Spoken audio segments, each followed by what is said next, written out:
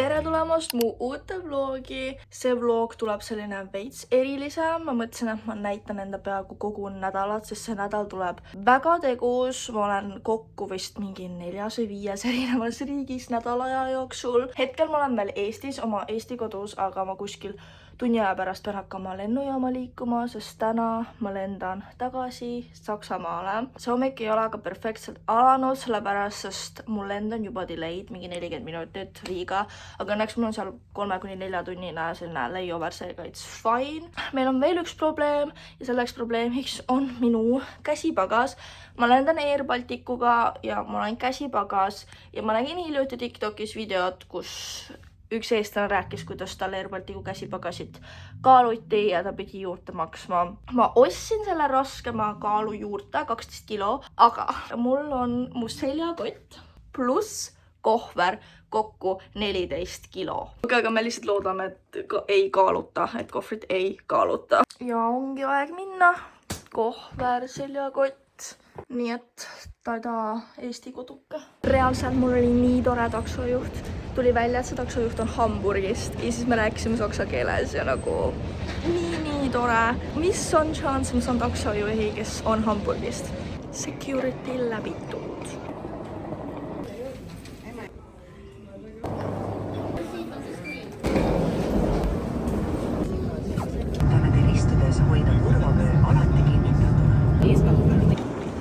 Ma jõudsin nüüd Riiga, ostsin endale veits süüa ja reaalselt ma ei ole näinud, aga Riia lennujaamas on nüüd sellised mingid puhkealad tehtud.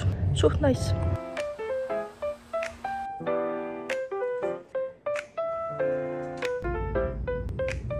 Ma jõudsin Hamburgi. Nüüd on aeg minna rongile.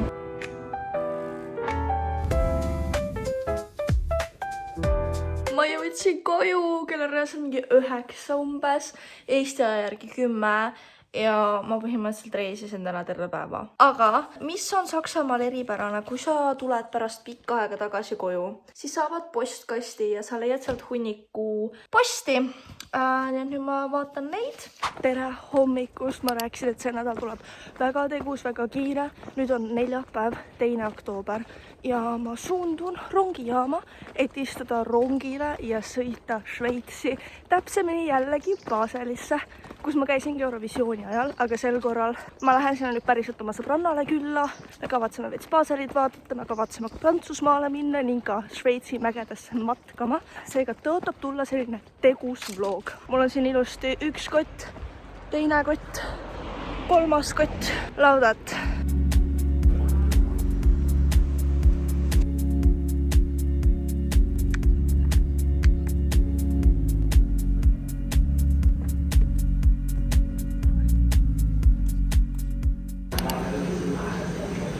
Oh my god, kiss! Ainult 15 minutit. 20 tegelikult. Slay! Oh my god, hello! Kui saad ikka väga suviselt võrreldes minuga, mul on reaalselt mingi mantel selles. Et nagu mul on ainult musta väri jacket, tumesinine jacket ja punane, aga nagu see ei läinud selle nagu, see ei läinud värvi nagu selle ideaga kokku, nii et ei hääldu nagu. Liiga külm on sellise outfiti. Muidugi nagu outfit on. Outfit, jah. Ja nagu kui ma olen nüüd jälle haige nädala pärast, siis nüüd ma surfin. Oota, ma tunnen selle kohe ära juba, ma tahan näha seda Šveitsi lippu nagu. Täpselt samad shots. Ostan praegu piletid, siis saab Apple Pay'ga maksta, aga mitte nagu viipemaksega, vaid sa pead QR-koodi skännima. Mit Apple Pay. Ma loodan, et see annab ka mulle selle. Raha läks maha. 22 eurot 6 sõitu. 6 üksikpiletit, 22 eurot. Okei, see ticket peaks alt tulema. Aga miks ei tule? Mul läks raha maha, aga me ei saa piletit. Nii et nüüd me helistame sinna kundenservicesse. Mul läks lihtsalt 22 eurot maha ja nüüd mulle öeldakse, et sorry, siin ei ole mingit inimest, kes aidata saaks, nad ei saa midagi teha. Mingi poole tunni jalutuskäigu kaugusel olevasse kioskisse vaadake, kas seal teile antakse põhimõtteliselt raha tagasi või ei. Ja neil on niikuinii probleemid selle automaadiga olnud, kui sul piletit ostu. Miks nad ei pane siis sinna silti, et see automaat ei tööta? Eurovisiooni flashbackid, aga siin on nagu suur mingi ehitusprojekt lihtsalt või ma ei tea, mis asi see on. Aga siin oli Euro Village. Jalutasime pool tundi, saime mu kaardi kätte, aga mingit kompensatsiooni või midagi ei saanud. Kompenseerima selle, kui nagu me peame jalutama pool tundi, et saada seda ja nagu kui saaks mingi õhtul olla whatever. Minu eest ma ei julge. Nagu vanasti. Amazing. Kuhu Elisa mind viib? Kas ta kidnapib mu ära praegu või? Kõrl viis mind kuhugi kitsale tänavale. Elisa, tõusud siia on juba päris rasked. Kas sa oled excited pühapäevasele mägede matkale minuga? Ma olen seda nagu liiga palju, ma kuulen seda, kui raske on, siis sa lähed nagu ma lihtsalt lükkan sealt mäe otsast alla ja matkin edasi. Nii et just so you know that's the plan. Me oleme kuskil mäe otsas. Vaata! Need on need Saksa mäed. Seal on actually mäed. Girl elab reaalselt miljoni vaatega mägedele. Elisa, sul oli küll mingi 2 kuud tagasi praegu sünnipäeva. Siin on sulle kink. Kui siin pole iPhone 17 ala, siis nagu Mina kahjuks ei ole nii rich. Oh my god, okei. Väga hea. Girl on ma mingi... ütlesin, et mul vaja seda vihikut ja aega vihik. Jaa. Ja. Zero. Kuule, uus veipal. Oh my god. Aga zero sugar. Ma leidsin selle eile lihtsalt poest ja ma olin nagu mingi teem. Ma ei tea, kui hea luks ja mulle pole nii excited sugar free Red Bulli peale. Damn, ja I love this. Sa mainisid, et sulle meeldivad need Saksamaa kõik odavamad šampoonid. Mulle meeldivad need actually. Ma tegin väikse nagu school supplies, sest Elisa käib nüüd erinevates loengutes ülikoolis. Perfect. Ja siis need sticky. Aga kuna sa oled nagu siuke, ma arvan, väga eeskujulik kooli nagu esteetik asjad. Ja siis nagu markerid on ju. Ei, väga hea. Ja siis pastakad, valgendajad ja ma tean, et Elisale meeldivad igasugused. Ja mulle meeldivad küll siuksed asjad, väga hea. Amazing. Aitäh sulle. Sa ei pea täna tänaval magama. Reaalselt, kui ma nüüd tulin siia Baselis või Šveitsi on ju, siis mul oli see tunne, et see nagu see TikTok, et kui inimesed ütlevad, et you don't know anything about mingi long distance friendships, aga mul on nagu see I know the ball, sest me reaalselt nägime viimati juuni alguses ja nüüd on oktoobri algus. Peaaegu ei oleks tundnud sind ära, ma olin nagu who is this? Õnneks me mingi FaceTime'i väga tihti, nii et... Me ühes FaceTime'i igav, aga reunited. Elisa teeb nüüd taste testi uuele Red Bullile. Ma olen joonud, aga mitte sugar free'd, ma olen joonud tavalist. See on väga hea. Või nagu tunned actually seda ingveri maitset. Ja mulle meeldib, I love, kui tuleb mingi uus suhkruvaba Red Bull. Love it. Me tulime nüüd jalutama ja let me show you guys. Me jõudsime nüüd Prantsusmaale. Ma olen esimest korda Prantsusmaal. Oh my god, vaadake, minu esimene Prantsusmaa experience on kuskil. Tal oli kuskil põllu peal. Mingi maisipõllud. Ja aga vaata, on viud. Aga viud, oh yes, oh my god. Kus on Eiffeli torn? Ja siis vist Eiffeli torne ei näe nagu. Olegi Pariis. Ei, kus on Pariis? Täiega maal ju. Nüüd oleme siin täiesti ükski põldude vahel ja siin on reaalselt nagu maisil tõlvikud. Kas seal keegi filmib mind või? Ma olen siin local maatüdruku Stellaga. Siin on reaalselt tõlvikud. Täna läks õhtusöögiks maisi korjama, sest Šveitsis on kõik nii kallis ja nagu obviously ma ei luba tal süüa midagi enda külmkapist. Vaadake, Prantsusmaa lipp, everyone! Minu esimene experience Prantsusmaaga on olnud siiamaani väga positiivne. Mulle väga meeldisid need põllud, nagu actually mulle meeldisid need põllud. Ja see küla on ka sweet, nagu cute, kus see kirik on. Nii, nüüd me oleme jälle Šveitsis. Päikeseloojang, Coop. Ma ei ole kunagi näinud sellist tomatit. Healthy shopping. Šveitsi lihahinnad. Pakk veise hakkliha on 6,85 franka ehk mingi üle 7 euro ja see on ainult 300 grammi. Kilo hind on 23 franka ehk mingi 25 eurot. Crazy. Kanafilee alla 400 grammi. 13 franka ehk mingi 14 eurot või?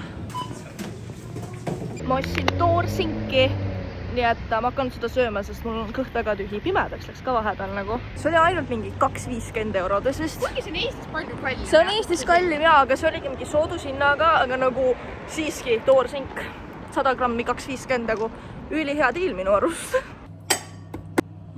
Damn, aesthetics. Mis meil menüüs on? Meil on täna riis, nagu on näha. Ja siis süüskartoffel, mis on pataadi curry.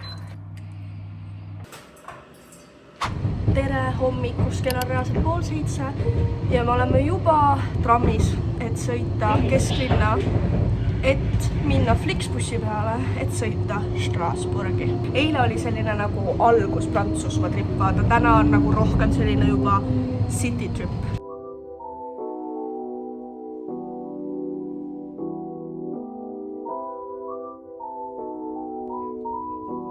Me jõudsime Strasbourgi. Kuidas sun näpp oli, Elisa? Väga hea näpp. Me lähme otsime nüüd trammi ülesse, et me saaksime minna Euroopa Parlamenti. Meil on 5 tundi aega ja siis me peame olema tagasi siin. Selline quick trip to Strasbourg.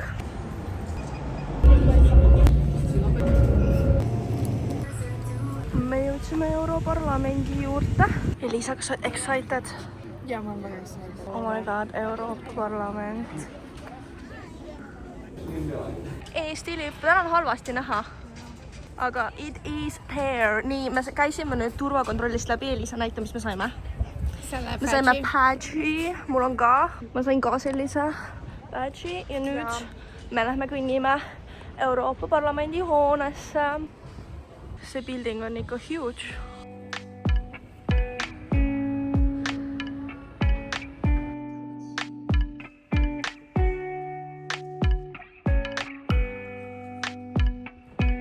Need inimesed on siis Euroopa Parlamendis Eestis. Jüri Ratas. Siin on kõik eesti keeles, isegi lausa saad kõike teada inimeste kohta. Euroopa Parlamendis käidud. Kahjuks meil ei olnud väga palju aega, et sinna jääda pikemaks, aga see oli nice kogemus seda näha. Nüüd me läksime Eliisaga lahku. Eliisa jalutab kesklinna, ma lähen trammiga, sest ma tahan rohkem vaadata kesklinnas asju ja nagu meil ei ole piisavalt aega muidu kõigeks.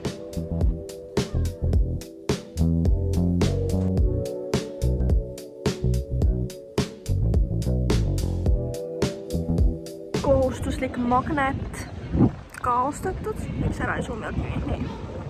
Nii. Reaalselt see järjekord siin nagu katedraali sisse saamiseks on nii pikk.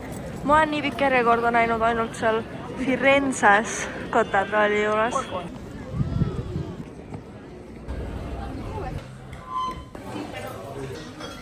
Ma tellisin esimest korda elus sibulasuppi, sest see pidi olema mingi väga hea asi, Elisa ütles. See on rääselt mul lemmiktoit. Nii et let's see, kas mulle ka maitseb. Nii, laps jõudis enda alasse kommipoodi. Aga vaata, kui nice. Aga see on suured patid, kes siis tuleb nagu ikkagi hulka. Oota, see on nii raske valida. Massive. Girl maksis 6,59 nende asjade eest. Damn, squishy maasikas. Nüüd me üritame saada katedraali. Ma ei usu, et see on katedraali järjekord ju. Aga sibulasupi reiting. See ei olnud nii hea. See ei olnud nii hea, aga nagu see oli fine. See oli nagu norm, aga see suht maitsetum. Jaa, aga meiega tuli mingisugune vanem paar rääkima saksa keeles. Lõpuks küsis, et kust me pärit oleme. Aga teadsid mingi palju asju Eesti kohta? Jaa, see oli suht impressive. Ma arvan, et see ikkagi oli katedraali järjekord. Loodetavasti see on siis seest väga impressive.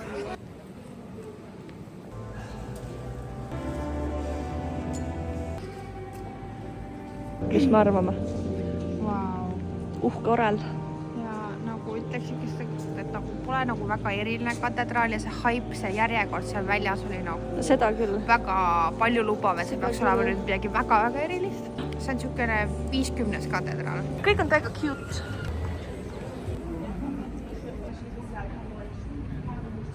Prantsusmaa valgusfoorid näevad väga veidrad välja, nagu pole sellist varem näinud. Mulle tundub, et kana on ka Prantsusmaal lõuki kallis. Mingi 300 grammi on 6 eurot. Nagu see on odavam kui Šveitsis, aga kallim kui Saksamaal ja kallim kui Eestis.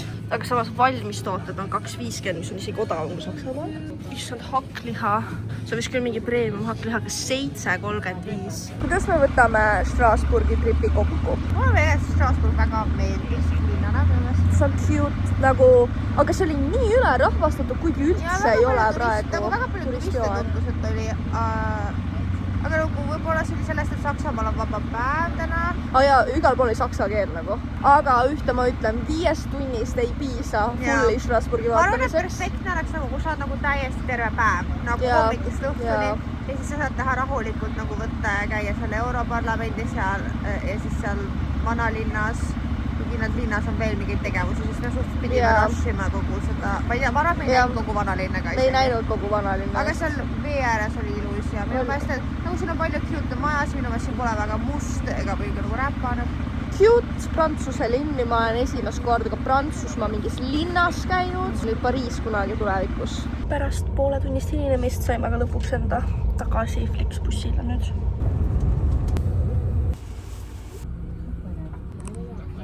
Tagasi Šveitsis. Aga siin endiselt.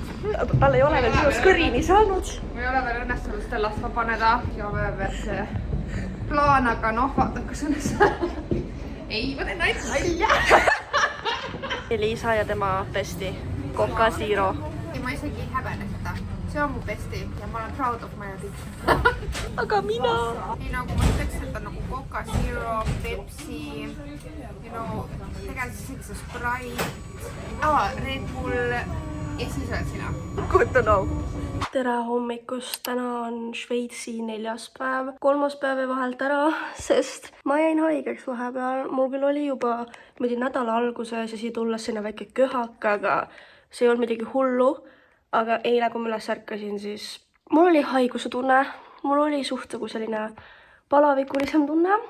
Nii et eile me lihtsalt puhkasime, lootes, et äkki täna mul on kõik hästi, sest tegelikult me pidime minema täna mägedesse matkama, Šveitsi mägedesse matkama.